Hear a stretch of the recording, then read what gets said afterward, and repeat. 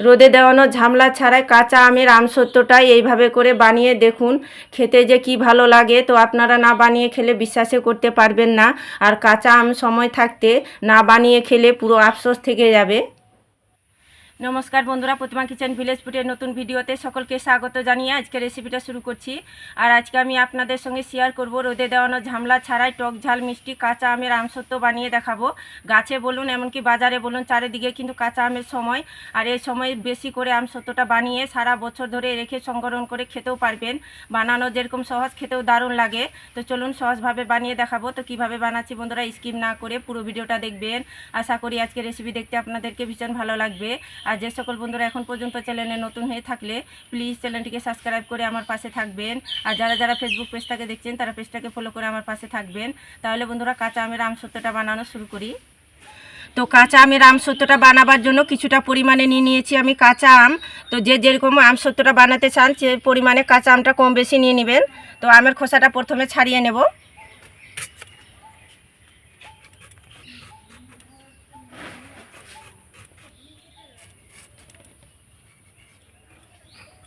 তো দেখুন আমের খোসাটা ছাড়িয়ে নিয়েছি, এবার কেটে নেব। আর মাঝখানে বীজটা ফেলে দেব। আমটাকে ডুমো ডুমো করে কেটে নেব।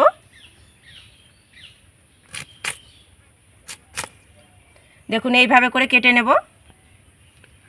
আর এখানে গামলার মধ্যে জল নিয়ে নিয়েছি, এই সোজাসুজি জলের মধ্যে কেটে রেখে দেব।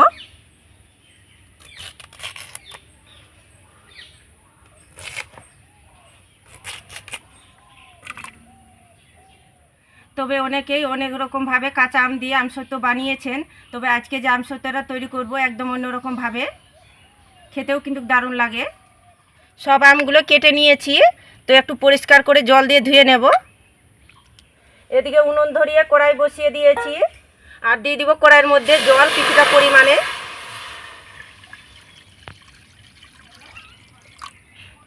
তো কিছুটা পরিমাণে জল দিয়ে দিয়েছি। এবার কেটে রাখা আমগুলো দিয়ে দেবো জলের মধ্যে। দেখুন জলটা যেন হালকা, আমগুলো যেন ডুবে ডুবে থাকে সে পরিমাণে কিন্তু জলটা দিতে হবে।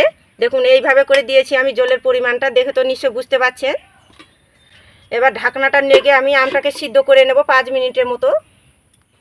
তো আমগুলো 5 মিনিট ঢাকা চাপা দিয়ে আমি জাল করে নিয়েছি। এবার দেখে নেব ঢাকনাটা খুলে। এই দেখুন কত সুন্দরভাবে আমগুলো সিদ্ধ হয়ে গেছে। আর এইভাবে করে আমগুলো একটু সিদ্ধ করে নিতে হবে। তো হয়ে গেছে, এবার নামিয়ে নেব। তো আমগুলো গরম থাকা অবস্থায় ডাল ঘাটানি দিয়ে ঘেটে নেব।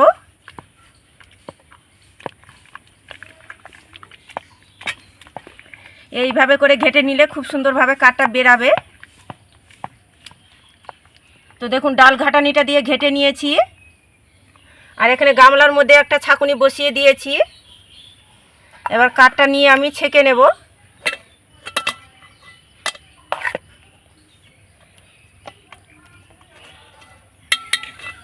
এইভাবে করে একটু ঘেটে নেব চামচের সাহায্যে, তাহলে নিচের দিকটা খুব সুন্দরভাবে পড়বে কাঠটা।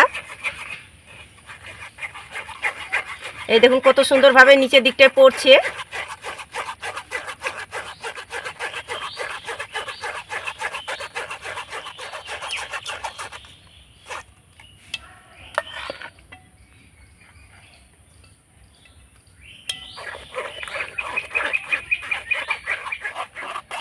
খুব ভালো করে সবগুলো ছেঁকে নিয়েছি। আর ছেঁকে নেওয়ার কারণে দেখুন আমের যে দানা দানা ভাবটা এটা কিন্তু ছাঁকুনির মধ্যে রয়ে গেছে। তো অবশ্যই কিন্তু ছেঁকে নিতে হবে। তো এবার আমি আমসত্ত্বটাকে তৈরি করে নেব। তার জন্য আবারও আমি কড়াই বসিয়ে দিয়েছি উনুনের মধ্যে। তো নিয়েছি 1 বাটি চিনি, কড়াইয়ের মধ্যে দিয়ে দেব। আর চিনিটা নিজেদের পছন্দ মতো করে দেবেন, যে যেরকম আমসত্ত্ব টক ঝাল মিষ্টি খেতে পছন্দ করেন সে পরিমাণে দিয়ে দিবেন। চিনিটা তবে নাড়াচাড়া করব না, ক্যারামেল তৈরি করে নেব। তো চিনিটা গলে যাওয়া অবধি অপেক্ষা করব। আর ক্যারামেলটা তৈরি করলে আমসত্ত্বর কালারটা খুব সুন্দর আসবে। তো দেখুন কিছুক্ষণ জাল করে নিয়েছি হালকা আছে। আর চিনিটা দেখুন গলে এসেছে আর কালারটাও খুব সুন্দরভাবে আসছে। তো একটুখানি এইভাবে করে খুন্তিটা দিয়ে নাড়াচাড়ানো করতে হবে। আর হালকা আছে ক্যারামেলটা তৈরি করতে হবে। আর জোরে আছে করতে গেলে তিতো হয়ে যাবে, খেতে ভালো লাগবে না আমসত্ত্বটা। তাই হালকা আছে তৈরি করতে হবে ক্যারামেলটা। তো হালকা আছে নাড়াচাড়া করতে করতে দেখুন ক্যারামেলটা তৈরি করে নিয়েছি। আর পুরোপুরিভাবে চিনিটা গলে গিয়েছে। আর ক্যারামেলে পরিণত হয়ে গেছে। এরটাকে আমি লালচে কালার করব না, নাহলে আবার তিতো হয়ে যাবে। এবার যে আমের কাঠটা বের করেছি সেটা দিয়ে দেব।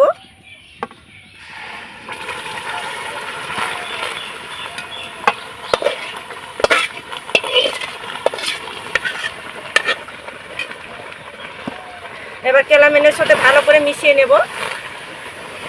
আর মিশাতে মিশাতে দেখবেন এইভাবে করে চাপা বেঁধে যেতে পারে, তো ভয়ের কিছু কারণ নেই। এটা এভাবে নাড়াচাড়া করতে করতে দেখবেন ভালোভাবে মিশিয়ে যাবে।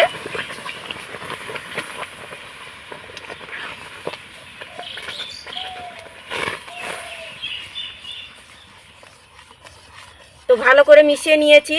আর এখন দেখুন পুরোপুরিভাবে ক্যারামেলটা গলে গিয়েছে। এবার দিয়ে দিব স্বাদ মতো লবণ, হাফ চামচের মতো দিয়ে দিব লাল লঙ্কার গুঁড়ো। এতে কালারটা খুব সুন্দর আসবে আর খেতেও ভালো লাগবে। ঝাল ঝাল টক টক মিষ্টি মিষ্টি দারুণ লাগবে খেতে। এবার ভালো করে মিশিয়ে নেব। আপনারা চাইলে নিজেদের পছন্দ করে এখানে মশলা মিশাতে পারেন, দিতে পারেন। যেমন একটু মৌরি গুঁড়ো একটু দিয়ে দিতে পারেন, জিরের গুঁড়ো নিজেদের পছন্দ মতো করে। এবার মিডিয়াম আছে একটু নাড়াচাড়া করতে করতে একটু গাঢ় করে নেব। এখন অনেকটা পাতলা আছে, একটু গাঢ় করে নিতে হবে। তো নাড়াচাড়া করতে করতে দেখুন অনেকটা কিন্তু গাঢ় হয়ে চলে এসেছে, তার একটুখানি গাঢ় করে নেব। তো আরও বেশ কিছুক্ষণ নাড়াচাড়ানো করে নিয়েছি। আর এখন দেখুন গাঢ় হয়ে গেছে। আর এইভাবে করে খুন্তিটা নিয়ে ফেলছি, দেখুন থোপা হয়ে পড়ছে, জলের মতো পাতলা হয়ে পড়ছে না। ঠিক এইভাবে করে একটু গাঢ় করে নিতে হবে। আর দেখে তো নিশ্চয়ই বুঝতে পারছেন। তো হয়ে গেছে, এবার নামিয়ে নেব। আর এর থেকে গাঢ় করতে যাব না।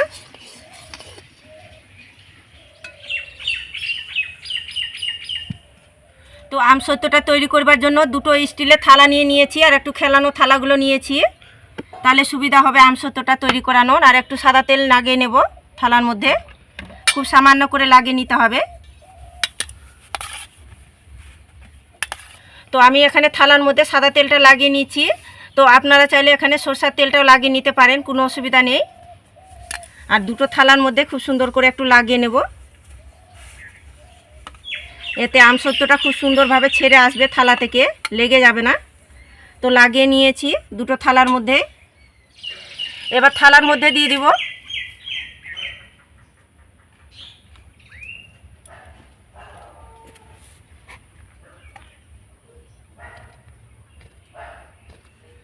তো থালাগুলোর মধ্যে দিয়ে দিয়েছি, একটু এইভাবে করে ঝাঁকিয়ে সমান করে নেব।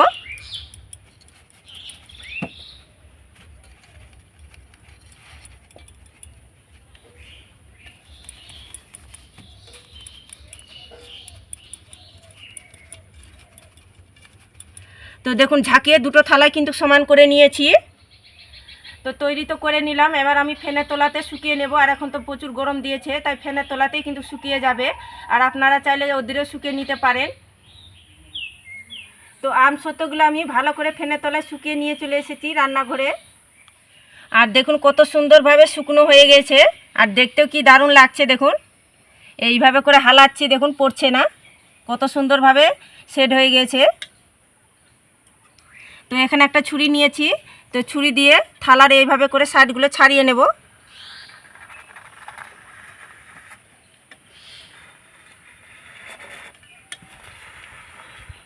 এইভাবে করে ছাড়িয়ে নিলে খুব সুন্দরভাবে আমসত্ত্বটা ছেড়ে আসবে থালা থেকে।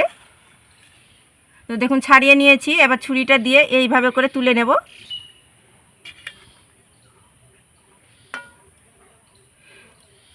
এই দেখুন রোদে দেওয়ানো ঝামলা ছাড়াই কত সুন্দর আমসত্ত্বটা হয়েছে, আর কি সুন্দরভাবে থালা থেকে ছেড়ে যাচ্ছে। দেখুন কতটা পারফেক্ট হয়েছে আর কতটা পাতলা হয়েছে।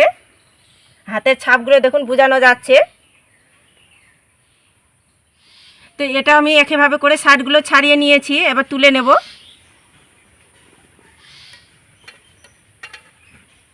এই দেখুন কত সুন্দরভাবে পরিষ্কারভাবে থালা থেকে ছেড়ে যাচ্ছে। দেখুন কতটা পারফেক্ট হয়েছে।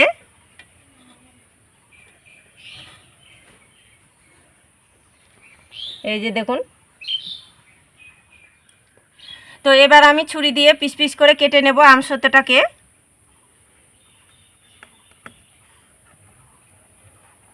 তো আপনারা চাইলে আপনাদের পছন্দ মতো করে কেটে নিতে পারেন।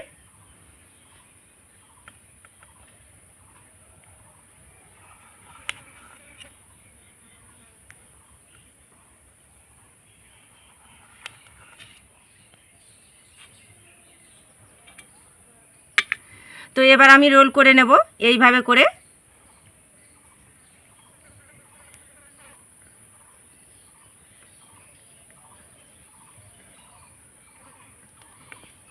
এই যে দেখুন ওদের দেওয়া ঝামলা ছাড়াই কতটা পারফেক্ট হয়েছে কাঁচা আমের আমসত্ত্বটা দেখুন। আর দেখতে দেখুন কি দারুণ লাগছে। তো একটা প্লেটের মধ্যে তুলে নেব।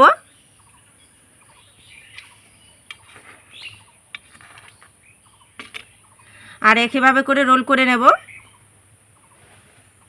এতে আমসত্ত্বটা দেখতে সৌন্দর্য লাগবে।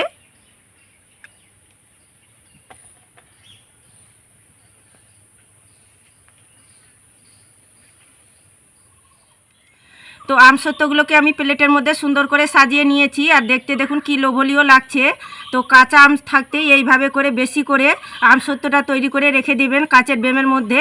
সারা বছর ভালো থাকবে আর সংরক্ষণ করে রেখেও খেতে পারবেন। আর দেখুন কতটা পারফেক্ট হয়েছে কাঁচা আমের আমসত্ত্বটা। তো একটা ছিঁড়ে দেখাচ্ছি কতটা পারফেক্ট হয়েছে দেখুন। এইভাবে করে কাঁচা আমের আমসত্ত্ব বানিয়ে দেখুন। বাচ্চা থেকে বড় সকলে খেয়ে কিন্তু মন প্রাণ দুটোই খুশি হয়ে যাবে। এতটা খেতে ভালো লাগে কি শুধু একবার বানিয়ে দেখুন, মুখে স্বাদ লেগে থাকার মতো। কতটা পারফেক্ট হয়েছে দেখুন। আর দেখলেন তো ওদের দেওয়ানো ঝামলা ছাড়া কাঁচা আমের আমসত্ত্বটা কতটা পারফেক্ট হয়েছে। তো আপনারা কাঁচা আমের সময় থাকতে আমার মতো করে বেশি করে তৈরি করে রেখে দেবেন কাচের বেমে। সারা বছর ভালো থাকবে আর সংরক্ষণ করে খেতেও পারবেন। আর বাড়ির বাচ্চারা তো দারুণ পছন্দ করবে। আর আজকের আমার রেসিপি কেমন লেগেছে তো প্রতিদিনের মতন অবশ্যই কমেন্ট করে বলবেন। আর ভালো লাগলে একটা লাইক করে বন্ধুদের সঙ্গে ভিডিওটা শেয়ার করবেন। আর ভিডিওটা এখানেই শেষ করছি। দেখা হচ্ছে আবার নতুন কোনো রেসিপির সঙ্গে।